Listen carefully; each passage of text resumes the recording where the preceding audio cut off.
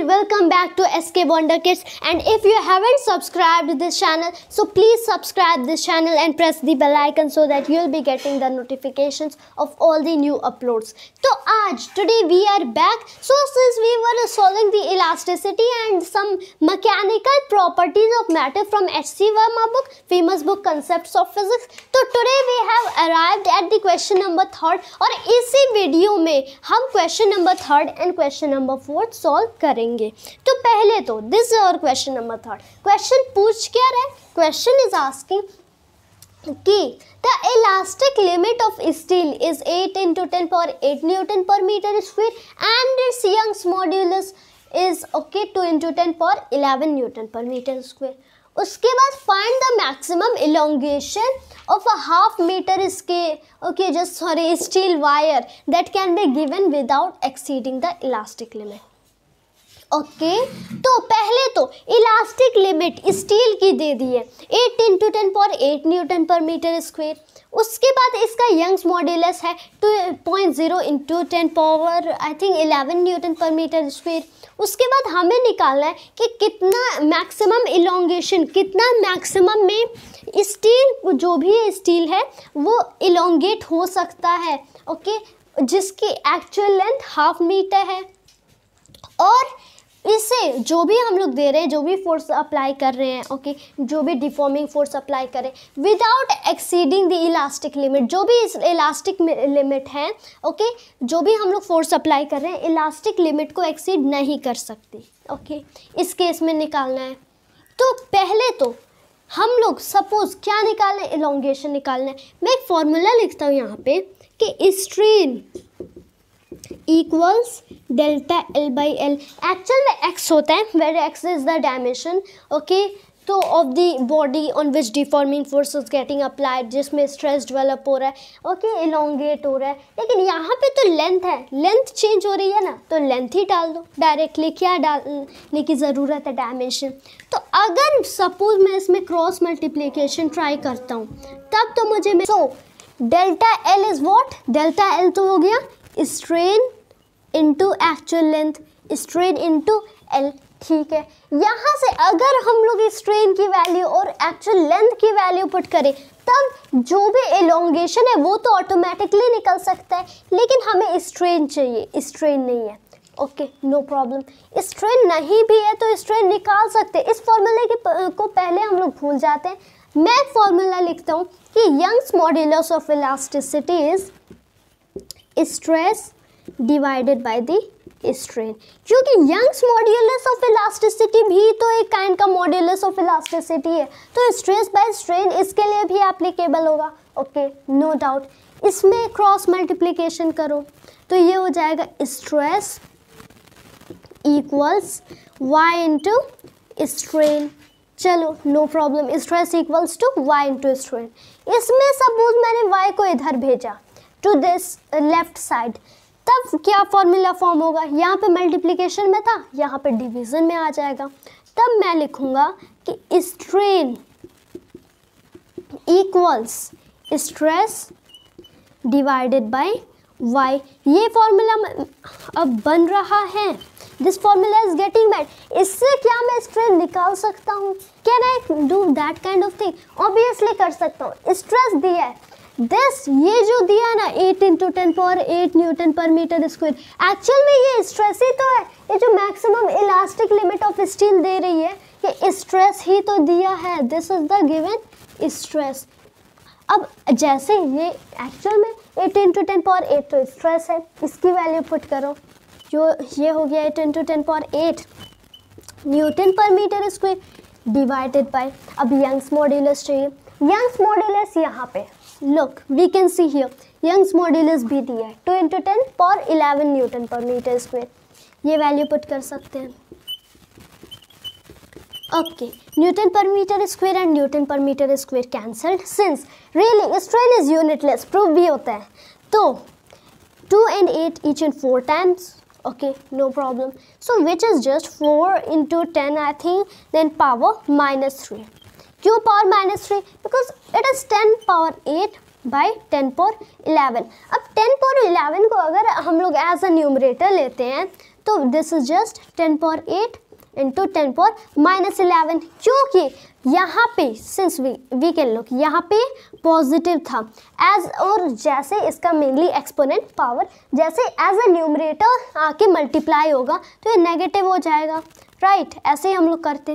तो 10 power 8 into 10 power -11 is what is 10 power 8 -11, 8 plus of -11 that is 8 -11, ये तो है 10 पावर 8 -11, तो कर लो 10 पावर 8 -11, 10 पावर -3, तो ये हो गया 4 इंटू यहाँ पे ये एक्चुअल में 8/2 की जगह मैंने 4 लिख लिया, 8 डिवाइडेड बाई 2 इज 4 इंटू में, ओके नो प्रॉब्लम, दिस इस इन दोनों टर्म्स की जगह 10 पावर -3, ये स्ट्रेन निकल के आ रहे 4 इंटू 10 पावर -3, नो प्रॉब्लम। यहाँ से क्या मैं इसमें वैल्यू पुट करके इसकी इलोंगेशन निकाल सकता हूँ? सपोज मैंने अगेन लिखा डेल्टा एल क्या होगा, स्ट्रेन हमें पता है, यहाँ से जो निकाले हैं ये पूरा जो वैल्यू निकाले 4 इंटू 10 पावर -3 स्ट्रेन ही तो है, दिस इज जस्ट स्ट्रेन की वैल्यू पुट करेंगे इनटू में व्हाट, इनटू में एक्चुअल लेंथ पता है, देखते हैं। Okay let us look, question में ये दिस इज हाफ मीटर, यहाँ पे एक्चुअल में न्यूमेरिकल नहीं है, ऐसे पॉसिबली एस.सी. वर्मा सर ने ऐसे कंफ्यूज करने के लिए ऐसे दे दिया होगा एज दिस कि that students will be thinking ये न्यूमेरिकल वैल्यू नहीं है, this we don't have to take. Okay तो यहाँ पे है हाफ मीटर का, चाहो तो 0.5 लिखो या फिर 1/2 लिखो, बात तो एक ही है मीटर में। ओके ये कैंसिल हो जाएगा 2 टाइम्स 4 डिवाइडेड बाई 2 इज 2, उसके बाद ये कुछ नहीं बचा, बस यही बचा 2 इंटू 10 पावर -3। ये क्या निकल रहा है? ये तो डेल्टा एल निकल रहा है, डेल्टा एल मतलब elongation, okay that is just elongation, this is the correct answer. And who would be taking the book and sitting and seeing the answer sheet, उनको तो लग रहा होगा कि आई थिंक आंसर 2 मिलीमीटर आना चाहिए obviously. Okay if you look at the book तो answer sheet में तो 2 मिलीमीटर ऑफ दिस क्वेश्चन दिया रहता है, तो मैं क्या बोलता हूँ 10 पावर -3 मीटर किसके इक्वल होता है? 1 मिलीमीटर। 1 मिलीमीटर मतलब क्या? सिंस इफ वी वांट तो 10 क्यूब मिलीमीटर क्या होता है? हम लोग लिखते हैं कि 10 cube millimetre equals to 1 metre, ऐसे ही तो होता है। तब अगर 1 मिलीमीटर चाहिए, suppose 10 cube millimetre equals to 1 metre और 1 मिलीमीटर की वैल्यू चाहिए, इसको इससे डिवाइड कर दो, 1 मिलीमीटर यहाँ पे क्या बचेगा 1 metre divided by the 10 cube, ऐसा होगा। इसको ऊपर भेजो, यहाँ से निकला 1 मिलीमीटर इज 10 पावर -3 मीटर्स, तो 1 millimetre is just 10 power -3 metres, या फिर 10 power -3 metres is just 1 millimetre. तो अगर मैं चाहूँ इस 10 पावर -3 को 1 मिलीमीटर से रिप्लेस कर सकता हूँ, ओके नो डाउट कर सकता हूँ, तो ये हो जाएगा 2 इंटू 1 मिलीमीटर, यहाँ पे मिलीमीटर, इसको करो 2 मिलीमीटर, यहाँ से निकल रहा है 2 मिलीमीटर। चाहो तो आगे लिख सकते हो, क्या चाहिए था डेल्टा एल यानी इलोंगेशन चाहिए था, यानी कितना स्ट्रेच हो सकता है this kind of metal, 2 millimetre stretch होगा। यानी अगर इसका Young's modulus 2 into 10 power 11 newton पर मीटर स्क्वायर है और मैक्सिमम इलास्टिक लिमिट यहाँ पे 8 इंटू 10 पावर 8 न्यूटन पर मीटर स्क्वायर है, तब कोई भी मेटल हो, कोई भी काइंड का मेटल हो, लेकिन 2 मिलीमीटर से ज़्यादा स्ट्रेच नहीं हो सकता। और अगर जस्ट 2.01 मिलीमीटर किया तो इंस्टेंटली वो टूट जाएगा। तो कभी कभी okay suppose when you are feeling very angry, generally I am talking about general people, जब भी बहुत गुस्सा आता है ना, whenever they feel very angry, तो वो कुछ ना कुछ तोड़ने पे तुले होते हैं, they want to just break some kind of thing. तो अगर स्टील तोड़ना है, if you want to break the steel, तो ये श्योर रखना कि जैसे 2 मिलीमीटर गया, बस 0.01 मिलीमीटर भी स्ट्रेच कर दोगे तो टूट जाएगा। Okay it is very helpful for those kinds of students who feel very much kind of angry. So really this is a nice question and it gives us some kind of mis teaching, some kinds of nice trainings. So this is the question number 3rd. Now we'll move to the question number 4th. So now we have to solve the question number 4th. तो question number 4th में actually पूछ क्या रहा है? This is a slightly different type. तो इसमें पूछ रहा है कि a steel wire and a copper wire of equal length and equal cross sectional area are joined end to end and the combination is subjected to a tension. To find the ratio of the stresses developed, the strains developed in Y of steel is 2.0 into 10 power 11 Newton per meter square and Y of copper is 1.3 into 10 power 11 newton पर metre square. तो sir इन दोनों को join किए, हमारे पास कुछ wires हैं steel के और कॉपर के, ओके। उसके बाद टेंशन डेवलप हुआ, हमें रेशियो निकालना है of the stresses developed in both wires, और उसके बाद स्ट्रेन और इनके यंग्स मॉडुलस देते हैं, ओके। तो now what will be doing, suppose first of all मैं ए से स्टार्ट करूँगा, स्ट्रेस का रेशियो निकालना है। सपोज मैंने कॉपर वायर से स्टील वायर तक का निकाला, तो स्ट्रेस अगर मैं लिखता हूँ तो मुझे निकालना है stress in the copper wire divided by the stress in the steel wire, मुझे यही तो निकालना है, ओके नो प्रॉब्लम। उसके बाद मैं इसको लिखूँगा स्ट्रेस क्या होता है, व्हाट इज़ अ स्ट्रेस। इसको तो हम लोग लिखते हैं just force by area, okay force by area लिखते हैं। एक्चुअल में स्ट्रेस तो खुद ही फोर्स बाय एरिया ही तो होता है, what actually is stress else, okay no problem. लेकिन अगर just stress force by area होता है, if the stress is force by area, तो अगर मैं लिखता हूँ ओके सपोज मैंने लिखा फोर्स क्या है, यहाँ पे तो फोर्स टेंशन दिख रहा है क्योंकि is subjected to the tension. यहाँ पे हियर हिंट इज गिवन कि ये जो फोर्स है ना ये टेंशन है, tension is the force that is acting, okay tension. तो यहाँ पे क्वेश्चन बोलने की कोशिश कर रहा है कि दोनों में टेंशन लग रहा है, दोनों में लग रहा है, इक्वल लग रहा है, नो प्रॉब्लम, दोनों का टेंशन इक्वल है। तो मैं लिखूंगा stress in copper wire as the tension in copper wire, tension in copper wire and tension in this okay steel wire, दोनों तो इक्वल हैं। तो सपोज टेंशन ही बस लिख दूंगा, टेंशन डिवाइडेड बाय में एरिया, क्रॉस सेक्शनल एरिया, चलो ए लिखते हैं, इसका दोनों के क्रॉस सेक्शनल एरिया इक्वल है, डिवाइडेड बाय यहाँ पे टी बाई ए, दोनों में टेंशन सेम है इसलिए मैंने दोनों को टी सपोज किया, और दोनों के एरिया भी इक्वल है and equal cross sectional area, तो दोनों को का एरिया इक्वल सपोज कर लिया ए। इसको डिवाइड करें, क्या मिला 1 मिला। यहाँ से क्या मिल रहा है, question number first was very easy, यहाँ से मैंने निकाला ratio of the stress developed in copper to the stress developed in steel, ये जस्ट मिल रहा है 1 मिल रहा है and this is our correct answer. ये वाला क्वेश्चन बहुत इजी था, really same thing we have to do. अब सिर्फ फर्स्ट का तो आंसर आ गया, ये था स्ट्रेस वाला question. Next if we are trying, तो नेक्स्ट तो स्ट्रेन डेवलप है, दिस इज स्ट्रेन कितना डेवलप होगा उसका रेशियो निकालो। तो चलो सेम वही करते हैं कि strain of the copper divided by the strain in the steel, no problem.